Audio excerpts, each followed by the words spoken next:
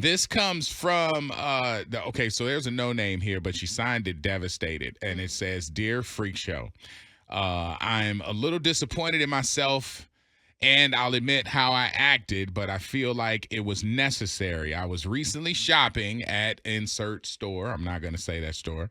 When my 4-year-old started acting up and having a bit of a tantrum. The tantrum got a little louder, and I tried to calm him down, but nothing was working. That's when a random guy walked up to me uninvited and said, 'You should have worn a condom.' I immediately was enraged with anger because in dealing with my child and now having this guy insult us, it just made me really emotional. I followed him straight to his car and confronted him about the rude thing that he had said to me, and we got into a physical altercation. In the heat of the moment, I ended up breaking his driver's side mirror on his door. A couple of customers in the parking lot called the cops, and I got arrested. I feel like what I did was wrong by breaking his mirror. However, this would have never started if it wasn't for him being being a rude and nosy individual. It was so hurtful and disrespectful, and now I'm being punished for something that he did to me first. His unacceptable behavior, attacking a single mom, made me act out the way that I normally wouldn't have acted. I know my part in it, but the fact that he started the whole thing feels so unfair. Signed, devastated." All right, we got to talk about ownership here. We all, Yeah. we all make mistakes. We make mistakes. Sometimes we have to pay for it a little more than others, financially, going to jail, all this kind of stuff. What he did was absolutely wrong, but you touched him. You touched his property. At the end of the day, you got to take the L, pay what you need to pay, and keep it moving. If there's a silver lining here or a message, everybody needs to understand that people can say stuff. Right. It's freedom of And speech. we've gotten to the point where somebody says something and we either try and shut them down from saying it or physically shut them down for saying it. If somebody walks past you at the store and says, because your daughters are acting out or making too much noise or whatever, they're arguing, and they look at you and say something rude about your kids, that doesn't mean it's time to throw them up. Yeah, that doesn't mean I'm gonna throw hands and get all in your like, you know what I'm saying? Like, I know you want to. You have options besides using these hands, Craig. This absolutely. Right. This is one of those things where it could have ended worse because when you're trying not to make, where was your child when you went out and engaged this man? Probably in tow. Yeah, and saw how you acted. But even in the danger, forget seeing it. Whatever danger is about to happen, your kid is with you. So now you've put your kid in the harm's way. And you don't know what's going on with this person. I don't think this is a normal individual that would just go up to a mom that's dealing with their kid having a tantrum. You don't know what they're packing, by the way. You don't know That's their the mental other part. state. Yes, if somebody I said something, this person is screaming at me and following me to my car. Right. That's the definition of stand your ground. It's important to take accountability, especially when you're a grown-ass individual. But more importantly, the difficult thing to do in life is to not say or do anything. That's how you check the situation and yourself. It's easy to say something back in front of your kids, make a big scene. It's easy to follow that person. It's easy to do that. What's difficult? It's not easy to follow somebody. You follow somebody, you are dead wrong. You could say something because freedom of speech goes both ways. You can say something back, but what's really the hard part is making sure that you don't say anything and being a good mom and showing, like, listen, you can't control other people, but you can control yourself. Wait now.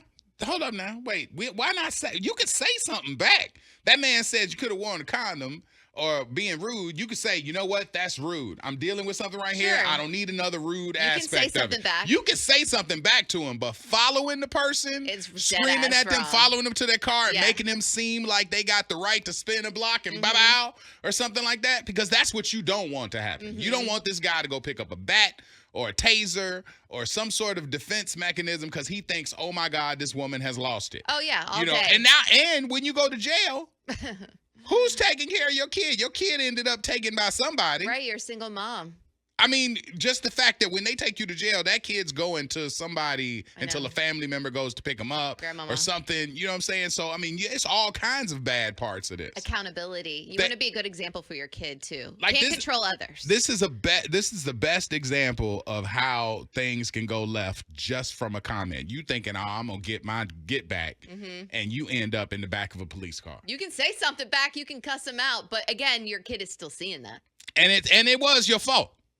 It was your fault. I mean, it was the guy who stepped out of line. Yes. But he just said something. And words are free. Freedom of speech. Okay? You can't shut him down from being a dork. Right. Or a jerk. Or whatever word you want to describe. But you following him, that's nasty work. Yeah, and especially in front of your kid. And hauling them over there and holding their hand as you're cussing them out. And then you get into the altercation. Your kid sees that as an example of how you handle arguments. And you wonder why your kid had a tantrum. Ooh, now, Orlando, it's a kid.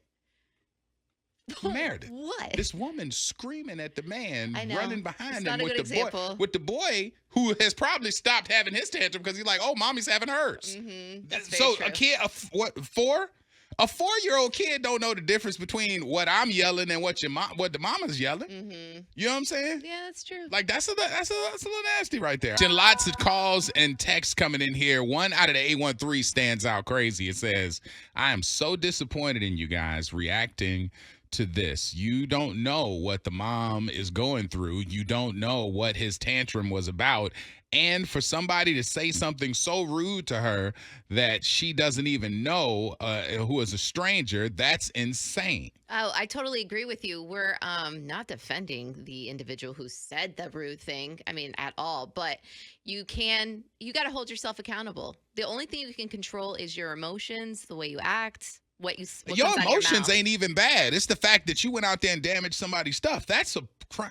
Like, I want to say $500 might be like $500 worth of damage And or then- whatever, and then it's like a felony or something. There's something to that effect. And I know In if you jail. ever had a side mirror replaced, Ugh. it's more than that. It's it's over a band. So Right. that whatever you did, now you're a criminal. Right. Like, I mean, and you know what? Emotions we don't get a pass for emotions. If somebody says something rude to my kid, somebody posted something online and called my daughters the word half breed.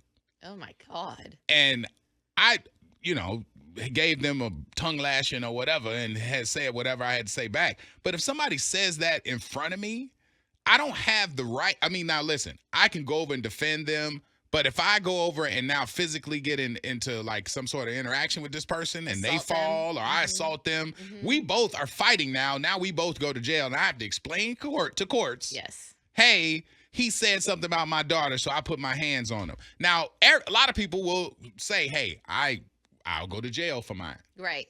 I understand that. But I can't protect my kid if I'm in jail.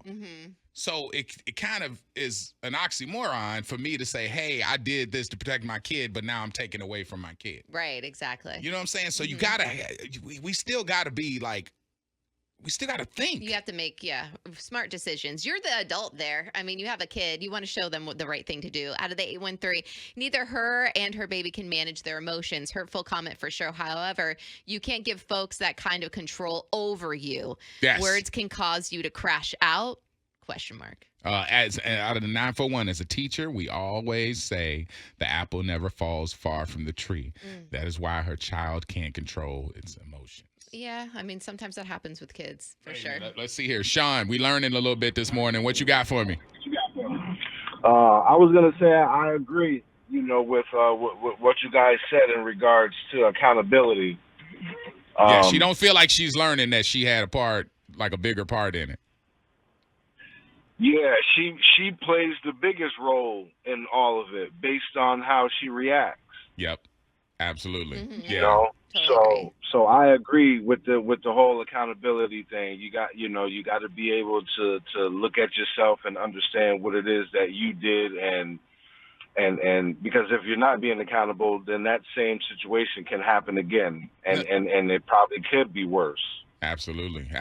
And we just got to take power away. I mean, words are currency, but we got to take power away from it. If somebody says something to you but don't touch you, like, bruh, let that can go away. You could walk away from that easy.